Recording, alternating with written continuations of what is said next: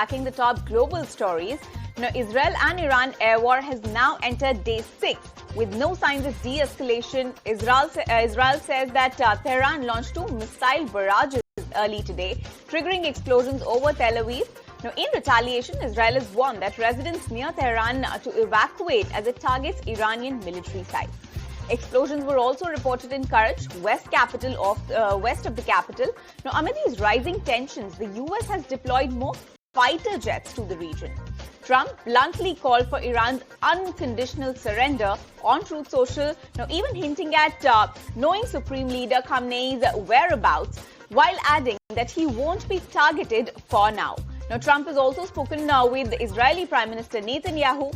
Meanwhile, the report suggests that Iran has banned officials from using mobile phones, which is raising speculation around internal communication security. Now, for a detailed check of crude prices and how all of this is impacting the energy markets, let's take a look at this report that Ashesha has filed. Well, yes, oil market continues to be in focus today, and after a solid 4% run-up that we saw in yesterday's trading session, Brent crude is up another 0.4% today to trade near that $76.8 per barrel mark. Remember, this is the highest level that we have seen since February 2025, so highest level in almost 4 to 5 odd months. And from the recent low of about $60 per barrel, which we hit in the month of May, Brent crude has recovered nearly 25% in a matter of just 40 to 45 odd days. Now, the reason today, of course, is rising tensions in West Asia. And remember, there is speculation that US President Donald Trump might also join this particular conflict. So on the back of that, geopolitical tensions continue to escalate and oil market continues to remain in focus. Now, remember, the most important element over here is the Strait of Hormuz, where Iran has in the past threatened to block this particular waterway, which supplies nearly 1/5 of global oil requirement to the world. As of now, there is no disruption in this particular waterway, but there are fears of supply disruption, and if Iran goes ahead and blocks Strait of Hormuz, then supply is likely to be disrupted, and this could push oil prices further higher.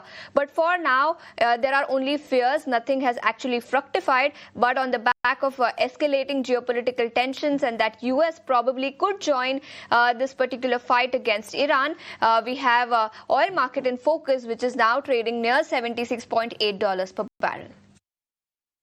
Thanks, Ashesha, for all those details. But let's understand this geopolitical conflict in detail. Rishabh from Times Network also joins in with more perspective on this developing story.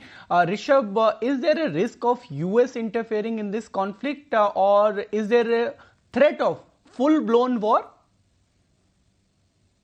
Well, one thing is very clear. Iran does not want to back out from here. They are not in mood to negotiate, and they're not in position to actually retaliate with the same might as Israel is doing, given that their launchers, their, half of their air force, their top military leadership, that has been destroyed by Tel Aviv. And in a very decisive move, the way the Israeli defense forces are moving in Iran, the way the air superiority has been maintained for the last 48 hours, and now the way United States is signaling its all might behind Israel, it is very clear that Iran is not going to have it easy from here on. Remains to be seen whether Donald Trump will enter this whole war physically or not, whether they'll send their troops, their fighter jets, their warships in the war or not.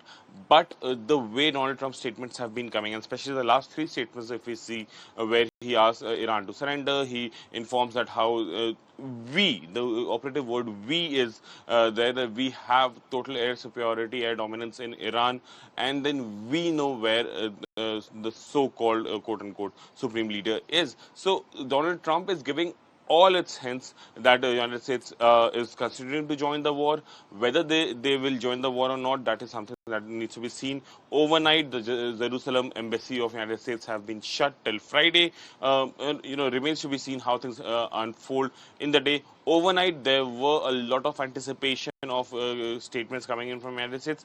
Those statements haven't come in. The Situation Room meeting has ended. There was supposed to be a press conference. We haven't heard much from White House as of now. So we'll have to wait on that front. But meanwhile, the escalation between Iran and Israel continues with every passing minute. All right, thank you, Rishabh, for all those details. But moving on, now top oil CEOs, they have also raised red flags as Israel and Iran trade fresh blows. Now, Shell CEO, Total Energies, and Enquest, they've warned the spiraling conflict threatens of global energy stability. Now, while major oil flows remain intact, facilities in both countries have been hit, which has fueled fears of wider disruption. Now, Shell CEO Wael Sawan, he has said that the past 96 hours have been very concerning, pointing to the risk of escalation, including a potential blockade of the vital Strait of Hormuz. Now, energy markets are also now bracing for the impact. In fact, Middle East tension has led to a sharp spike in crude oil prices, as we were discussing earlier. Now, S&P Global's Zuwei Wang expects oil prices to soften only by the last quarter of the financial year. Let's listen into him.